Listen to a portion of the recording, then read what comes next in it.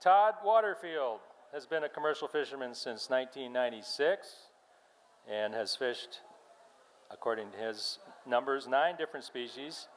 I won't name them all. He can tell you himself. His longest stint has been as a salmon fisherman for the last 19 seasons. For 19 seasons, currently an engineer on U.S. Merchant Fleet.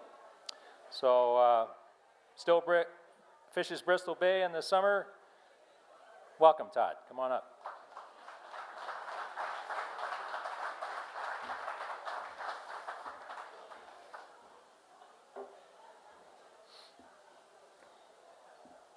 Hi,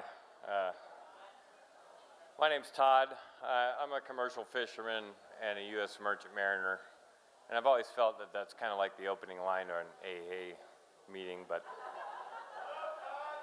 everyone is familiar with the phrase, curse like a sailor, right? Well, my work is not exactly brimming with profanities. I know that's not like really, it's kind of frowned upon, but I will warn you that there are a few choice words when it is necessary for the verisimilitude of the poem. See, I can use big words too. Show of hands, number of people here who have fished on a boat without a head. Just a quick show of hands, okay. All right, how many of you had a flush deck? Keep the hands up, all right. Well, if you don't know what I'm talking about, I'm going to read you a poem here that it's called Bucket Life. A great many comforts must be forsaken to be of fisher folk. Bad weather comes and nerves unshaken, but that's only half the yoke. The cabin's old and quarters cramped, the larder expired junk. Your bedding a mix of musty damp and decades of rotten spunk. The water coming from the tank is green and full of dirt, the air a cloud of crewmate stank, festooned with socks and shirts. You fled the city and turned your back on land to join this floating slum. For reasons you no longer understand, fine thoughts now turn to chum. Despite it all, you stick and stay, you agreed and it's only fair. Besides, you couldn't get away. You spent your last dollar getting there. But the last privation, the final blow, comes on the day you sail. You got a shit and there's no place to go, just a 5-gallon plastic pail. There's a heavy mist and you're making way, the deck astride the lumps. Britches down, ass greets the day, no chance of a dump. Disappointed and depressed, you make your peace with constipation. Society, not enough recess to find comfort in the station. A bucket crap and heavy seas seems preposterous and absurd. A test of manhood and its fees, a mighty task to bring a turd. But then you find, to your surprise, the young girls and women do it too. They use the bucket before prying eyes and not just to make a poo. It takes some skill and some timing for the bucket to work its magic. First of all, your bowels need priming, and forgetting water can be quite tragic. But with some practice and a smidge of luck, you'll grow accustomed to this duty. You'll see that pooping outside doesn't have to suck if it's accompanied by natural beauty. And by the end, you'll be a man possessed. You'll think plumbing an awful hoax, swearing off the head you'll now think best as you try and warn and teach other folks. The splendid freedom that you once thought crass has delivered you from gastric strife. For all you care, the whole world can kiss your ass. Thank God for the bucket life.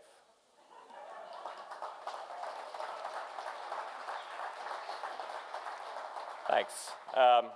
This next poem is, I fished on the Big Red for 9 seasons, and I fished with Joe and Joy. They're still doing it. I think this will be about their 50th year, or Joe's 50th year, and this is kind of in his voice. It's part of the Big Red series, I'm calling it, but it's called The Mental List. I name a few names, boat names and such. I hope you're not here. I said it once and say again, I don't know boat from boat. Don't really matter in the end unless you get my goat. I've made a list in my head of those that made me cross. They'll wish they messed with someone instead, but I guess that'll be their loss. I'm not so petty to go into fits over those who corked my net. But if I'm driving by and you're getting hits, you can bet money I'm gonna set. My mental list is more for those who make havoc for no good reason, whose entitlement and stupidity shows in their actions throughout the season. The Star of Iceland went adrift and banged into me while on anchor. They sued me later for that drunken shift, and that really raised my rancor. Years went by, the skipper died, but the Star of Iceland reemerged, towing toward us to collide. They wanted to test my courage. It didn't work, that puny skiff. I pressed my bow against her side. I was about to gun her and give her a lift as a crew all hid inside. But I showed them mercy and went away, left them cowering in their house. It wasn't worth a fish that day to bully that little mouse. The Red Alert tried to cut off my set in a fog as thick as snot. He peeled away before his whole He peeled away before his whole net got wet, then came over to share his thoughts. It was a mixture of profanities, some words I did not know. The gist was I was responsible for the bay's insanity, and he wished that I'd just go. At 83, I've sailed this bay longer than most have had their health. No one tells me to leave or stay, so I told him to go fuck himself. The mighty Joe, what a giant tub, came down on us like holy hell. He had designs to make us a sub for a handful of fish to sell. The thing I remember most, as my life flashed before my eyes, was a child on their bow, staring like a ghost, as we were all about to die. We didn't hit, thank God for that. We both would have paid a price. We never spoke or had a spat, but apology would have been nice. The timber country faced off with me in the dark just astern the tenders. He probably thought that I'd just flee, but found I was no pretender. When it was time to set, we faced each other's bow and both put her to the wood. We were going to learn which one would cow so that later it'd be understood. I was there first, so I couldn't veer, no matter what the cost. When you're as old as me, you know no fear except the remonstrance of the boss. My wife and partner, my true soul mate, hollered at me from the deck. "You'd better turn this boat from straight or I'll give you holy heck." We turned. Ruby went, plumb lost her mind, set astride the knack-knack west. She wasn't concerned by no fine or pissing off all the rest. I just made a conventional set, leaving room for the others. Now my ball was in Ruby's net, so I said hell with those mothers. I passed my ball and aimed for theirs, picked her up and whipped around. I abused his gear and made some tears as I drug it across the sound. After that, we didn't see Ruby much. She took pains to avoid my ire. Later on, we made up and such, as we were tied to the same buyer. That was civil. Most things ain't. I'm no devil, sure not no saint. When the Shamu came at me, I just couldn't figure. She'd left his spot free, and it was my natural trigger. I sat in that space as he was picking his gear. It turned into a race when my intentions came clear. We thought he could clean and rotate his stuff, so he started to scream and acted all tough. We hooked up our ball and towed to the line, didn't heed him call or give him the time. It took him half an hour to tow across our nose. He was proud of his power and expected I'd froze. His cork line slid right under my keel. The next thing I did was a pure matter of feel. At just the right juncture, I gunned her in gear. His net jumped and stirred, and into it did sheer. He sped across the line with his bits and his tatters. We laughed and were crying as his corks were all scattered. Let that be a lesson in bay etiquette, a lasting impression on the boats that I've met. For most, I've found pleasure in the company I've kept, but have a mind for my ledger for the next who misstep. And though I grow older near the end of my season, I grow a bit bolder and need much less reason. I may not resolve it, for some day I'll retire, but for those still on it, you're right to perspire. Out of sight, out of mind may be the best course of action, for I will not supine, nor back for no faction. I will do what I've always, treat you fairly and plain, I may not earn praise, but I sure won't take blame. Thanks.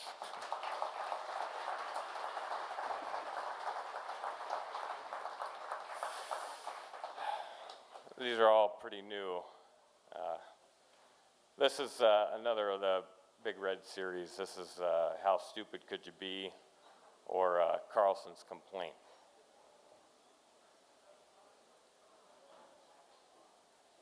We set our net to have us some lunch. Didn't see no jumper, act on no hunch. We picked the spot because it was nice and quiet. Fought the line for a while because we had to try it. But there weren't no fish, just a god-awful mess, corking and shouting, and who needs all that stress? We'd had enough, so we set her out. Well, there weren't no boats when we looked about. We peeled our gear and settled in for a cup of coffee and a sardine tin, when all of a sudden, without no warning or call, some goddamn a-hole set right off our ball. The skipper didn't notice this transgression at first. With a mouth full of crackers, he let out a curse. What the hell are they doing? Can't they see there's a rip? Our nets will come together and at a pretty good clip. He put down his coffee, shoved the sardines aside, struggled into his gear, and cursed his way on outside. From next to the reel, he signaled his displeasure, but the crew was all gone. They retired to their leisure. This wasn't the first time that we'd been in this spot.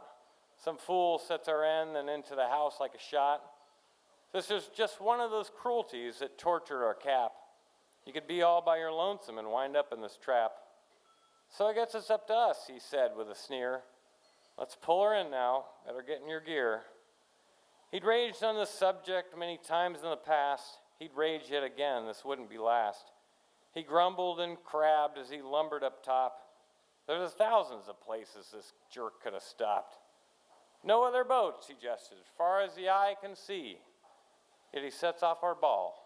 How stupid can you be?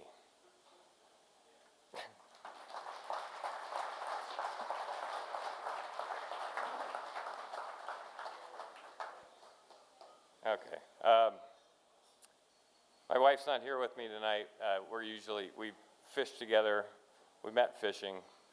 She's actually in Chicago doing a trade school right now. So I wanted to read this poem for her. This is called For My Wife on our paper anniversary. Married up the 21st of June, straight to Knack-Knack for our honeymoon. Now season 2, as newlyweds, we left the beach for separate beds. A month at sea on different boats. We'll sweat and toil and smell like goats. The fish we'll catch in 1,000 sets will make us happy and pay our debts. But the time so long and drawn apart, no fish could fill that hole in heart. No catch could match the one we made. No treasure or lure could make us trade. For the rings we wear and gaze upon remind us daily when the other's gone of the love we share and embrace, of the strength and beauty of its grace. A day, a month, an ocean apart couldn't tarnish the luster you give to my heart. So on this day, a year of marriage, the light of you rides the sun's great carriage. Across the world, across the bay, it shines on me, our longest day.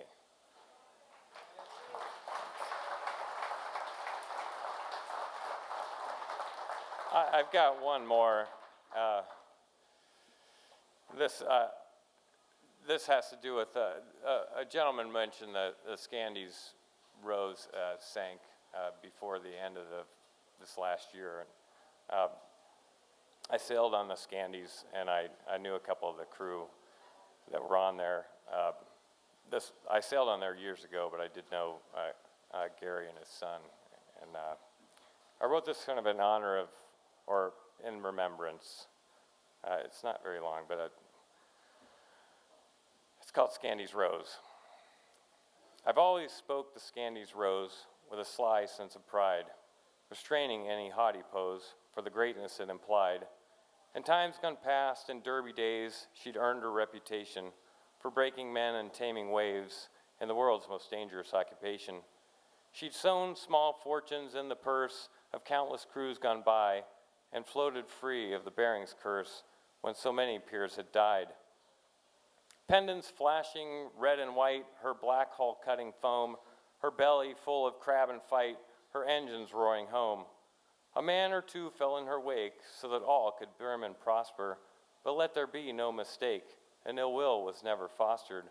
Her bones inspired confidence, her bow a mighty cudgel, her rails the first line of defense, her moves both strong and supple. It was hard to fathom one's own end, bestride her lofty shoulder. One chose instead to pretend to an attitude much bolder. And though I never dressed in boasts that tempted fate, I always felt singly blessed, and my welfare not at stake. I left the Scandies years ago, but haven't left the sea. So hearing of her final voyage was a blow to the foundations that supported me. Of course, I felt for the loss, for the crew, their friends and kin. I even sailed for the skipper and his boss as our venture was to begin. What shook me most, and selfishly, shameful though it be, that none are immune to tragedy who make their living upon the sea. And though my ship be a rusty wreck, or God's own boat itself, my life and fortune rest upon the deck that's dealt from ocean's shelf. A card once turned with bully luck may one day spell your doom, so it's best just not to give a fuck, for any hand can be your tomb. And if experience contradicts, shouting skill will win the day. Don't be fooled by cautious pricks who've never sailed beyond the bay. And though loved ones swoon upon hearing such, that our end will rise to greet us, that our lives are already in the clutch of the ocean and its treatise, one mustn't mourn or hang one's head for the souls who've gone before, but celebrate those lives instead as they set beyond the shore. Thank you.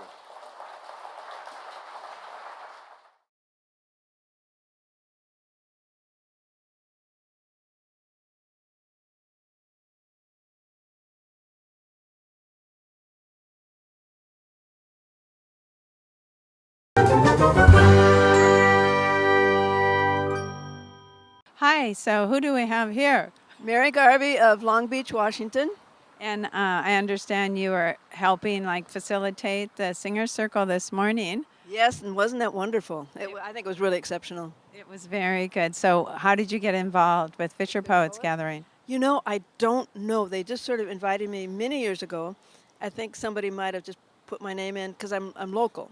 So I think, although I'm not a fisher and I'm not a poet, but I have worked in fisheries research. So I guess that might count a bit. So I always feel like I'm a total imposter. You know, I should be out there, you know, on the open seas or something. Nope. Did you say you do? Oh, thank you. You do fish research? I've worked on it at the University of Newfoundland many years ago, both whales and sea cucumbers and codfish were all over, but I didn't get too involved. I did some graduate work at the University of Newfoundland, which full of music. Oh, the place was just totally filled with music. Do you perform? I'm not a performer. You know, maybe it's small things, you know, small. And I go to camps, and I like song circles and singing with small groups of people. Is there any special thing you're going to tonight? Tonight, well, I'm supposed to be at the Voodoo Room singing tonight at 8, and then everybody, I just want to see everybody, and everybody's at the same time. I think they're all at 8 o'clock. I always like the Brownsmead Flats and Hope Kiter, and Ron McDaniels is here, and the list just goes on. I mean, there's just amazing people here. So. All right. Well, thank you so much for your time and for your volunteer work.